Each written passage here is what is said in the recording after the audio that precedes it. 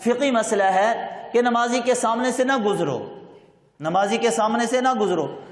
اس کی جو حکمت لکھی ہے علماء کرام نے کہ نمازی کے سامنے سے نہ گزرنے کی وجہ کیا ہے، فرمایا اس وجہ سے اللہ کی رحمت کو یہ بات گوارا نہیں ہے کہ عابد اور معبود کے درمیان کوئی تیسری چیز حائل ہو جائے، محب اور محبوب کے درمیان کوئی تیسری چیز حائل ہو جائے۔ اس وجہ سے فرمایا یہ نماز پڑھنے والا بندہ اللہ سے باتیں کر رہا ہوتا ہے، اللہ سے کلام کر رہا ہوتا ہے، اللہ سے گفتگو کر رہا ہوتا ہے، اور جب دو آپس کے اندر محب اور محبوب، دو دوست آپس کے اندر اگر گپ شپ کر رہے ہوں، تیسرا کوئی بیچ میں آ جائے تو پھر ان دو دوستوں کو پریشانی ہوتی ہے، ناگوار گزرتی ہے بات کہ بھی ہماری باتوں میں یہ تیسرا کباب میں ہڈی کیوں بن گیا۔ تو یہی بات، یہی حکمت ہے کہ اللہ نے نمازی کے آگے سے بھی گزرنے سے منع کیا ہے کہ یہ نمازی مجھ سے باتیں کر رہا ہے، یہ میری تعریف کر رہا ہے، یہ میرے ساتھ مکالمہ کر رہا ہے۔ اس کی تائید بھی حدیث مبارکہ سے ہوتی ہے، جب نمازی نماز پڑھ رہا ہوتا ہے اور کہہ رہا ہوتا ہے الحمدللہ رب العالمین، اللہ جواب دے رہے ہوتے ہیں کہ میرے بندے نے میری تعریف کی ہے، تو یہ اللہ سے گفتگو کر رہا ہوتا ہے، اللہ سے مکالمہ کر رہا ہوتا ہے۔ اسی وجہ سے حکمت یہ لکھی ہے، سامنے سے گزرنا منع ہے تاکہ اس عبادت کرنے والا اور وہ جس کی یہ عبادت کر رہا ہے، ان دونوں کے درمیان میں تیسرا کوئی بندہ حائل نہ ہو جائے، تو ہماری نمازیں اس قابل ہو جائیں کہ ہم نماز صرف اور صرف جنت کے حصول کے لیے نہ پڑھیں بلکہ اللہ کی رضا کے لیے اور اللہ کے قرب کے لیے پڑھیں۔ حضرت رابعہ بصریہ پر ایک وجد کی کیفیت طاری ہوئی تو ایک ہاتھ میں جو ہے نا پانی لیے اور دوسرے ہاتھ میں آگ لیے جا رہی ہیں۔ لوگوں نے کہا کہ اے رابعہ خیریت تو ہے، کہاں جا رہی ہو؟ ایک ہاتھ میں پانی ہے اور ایک ہاتھ میں آگ ہے۔ تو حضرت رابعہ بصریہ نے رحمہ اللہ نے جواب دیا، کہا کہ میں اس پانی سے دوزخ کی آگ بجھانے جا رہی ہوں اور اس آگ سے میں جنت کو آگ لگانے جا رہی ہوں۔ لوگوں نے کہا کہ وہ کیوں؟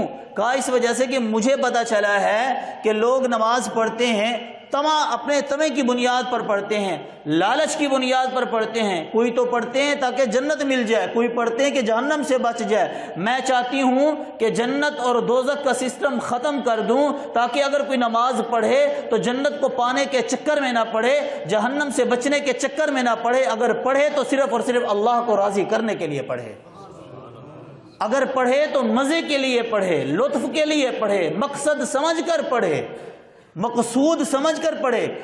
نتیجے کے اعتبار سے اگرچہ جنت ملے گی نمازی کو، نتیجے کے اعتبار سے اگرچہ نماز کا نتیجہ جنت ہے، لیکن مقصد نہیں ہے، مقصد اللہ کی رضا ہے۔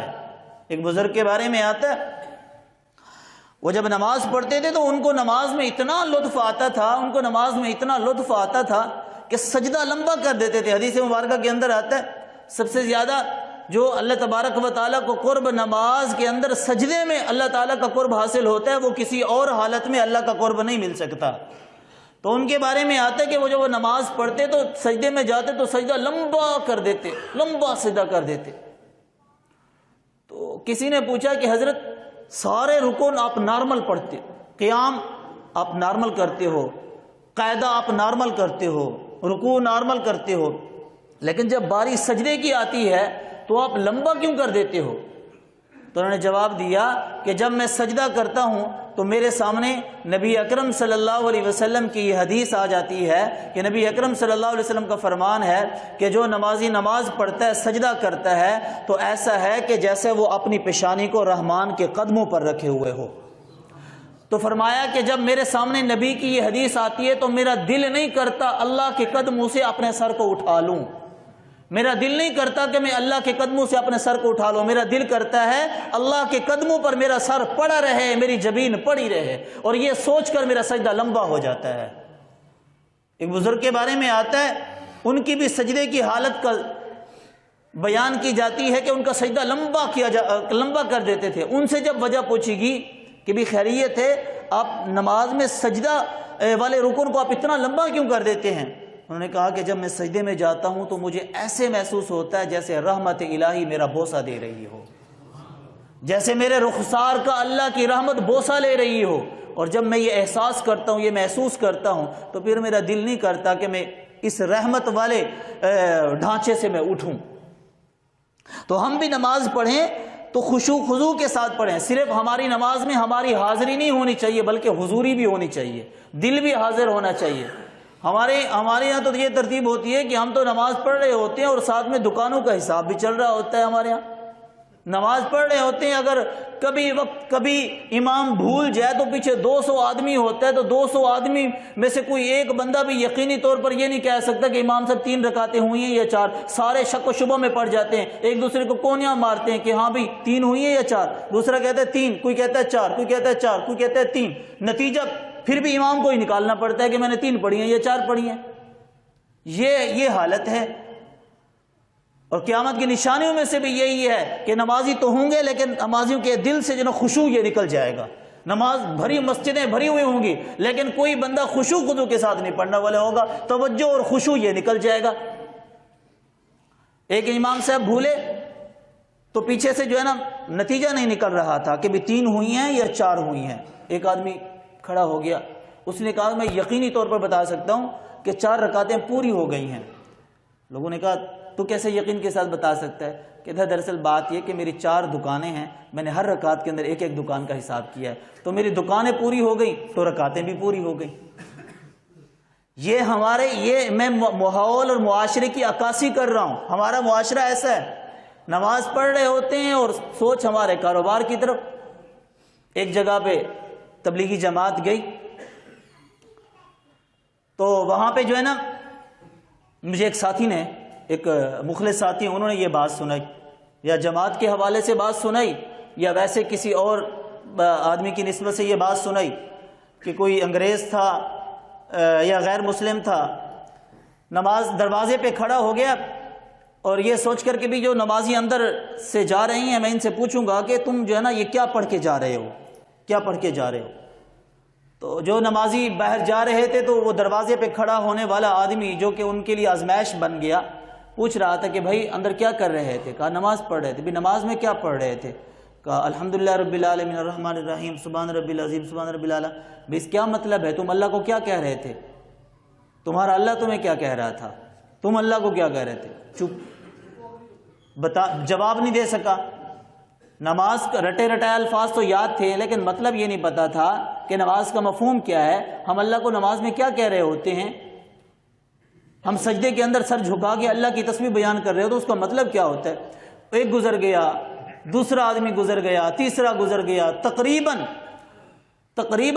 مسجد خالی ہوگی, کوئی ایک بندہ ایسا نہ ملا جو اسے سمجھا سکے کہ نماز کا یہ مطلب ہے, ہم نماز میں یہ پڑھ رہے تھے, ہم اللہ کو یہ کہہ رہے تھے, ہم اللہ کی قیام کے اندر اللہ کی یوں ان الفاظ کے اندر کبریائی بیان کر رہے تھے, سجدے میں ہم اللہ کی یوں تسبیح بیان کر رہے تھے, اور قاعدے کے اندر یوں ہم اللہ تبارک و تعالیٰ کے لیے تحفے کے الفاظ کہہ رہے تھے کہ یہ اللہ قولی باتیں, مالی باتیں, جانی باتیں ربا تیرے لیے ہیں, ہم اللہ کو یہ کہہ رہے تھے.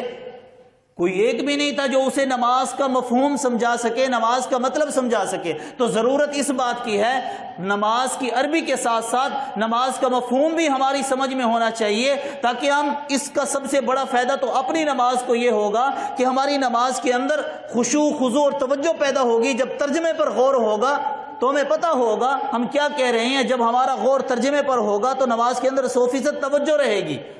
اور اگر ہمیں نماز کی عربی کے مطالب کا نہیں پتہ ہوگا, مفاہیم کا نہیں پتہ ہوگا, تو پھر لا محالہ ہماری توجہ بھی ادھر ادھر چلی جائے گی. ایک ساتھی نے دعوت دی, اپنے بیٹے کو کہا کہ جاؤ مسجد کے اندر جانا اور مسجد میں تمام نمازی ساتھیوں کو نا میری طرف سے دعوت دینا کہ آج تمام نمازیوں کا میں نے اکرام کیا ہے, نماز کے بعد میرے گھر دسترخوان لگا ہوا ہے, تمام نمازی ساتھی تشریف لے آئیں, میری طرف سے کھانا ہے. اب وہ اس نے اپنے بیٹے کو کہا کہ جا کے بھی مسجد کے دروازے پہ کھڑے ہو جانا اور سارے نمازیوں کو لے کے آنا, میری طرف سے دعوت ہے نمازیوں کو. اب وہ کھڑا ہو گیا وہاں پہ, جو بھی بندہ وہاں سے نکل رہا ہوتا تھا اسے کہتے تھے کہ بھائی جان نماز باجماعت ادا کی ہے؟ ہاں الحمدللہ باجماعت. یہ بتائیں امام صاحب نے پہلی رکعت میں کون سی سورت پڑھی؟ وہ چپ, کون سی پڑھی پتہ نہیں, گزر گیا. ٹھیک ہے آپ جائیں. دوسرا آدمی, بھائی جان رکیں, امام صاحب نے دوسری رکعت میں کون سی سورت پڑھی؟ پتہ نہیں. اسی طرح کرتے کرتے کرتے کرتے پوری مسجد میں صرف ایک بندہ ملا جس نے بتایا کہ امام صاحب نے پہلی رکعت میں یہ سورت پڑھی تھی, دوسری رکعت میں یہ سورت پڑھی تھی. اس نے اس کا ہاتھ پکڑا کہ آپ کو میرا بابا بلا رہے ہیں, دعوت ہے. جب اس کے والد نے دیکھا کہ ایک آدمی آ گیا دسترخوان پہ، اس نے کہا بیٹا میں نے تمہیں کہا تھا کہ مسجد کے نمازیوں کو تو ایک آدمی کو بلا کے لایا؟ کہا بابا جی باقی تو سارے ورزش کر رہے تھے، نمازی تو مجھے ایک ہی ملا ہے، نمازی تو مجھے ایک ہی ملا ہے، اور جو نمازی ملا ہے اس کو میں لے آیا ہوں آپ کے دسترخوان پہ، باقی تو سارے اٹھک بیٹھک ہی کر رہے تھے۔ تو اللہ تبارک و تعالی ہماری نمازوں میں جان پیدا فرمائے، ہماری نمازیں اس قابل ہو جائیں کہ دعا کے لیے ہاتھ اٹھائیں تو اللہ تبارک و تعالی ہماری مرادیں پوری کر دیں۔ اللہ تبارک و تعالی عمل کی توفیق نصیب فرمائے۔ وما علینا الا البلاغ۔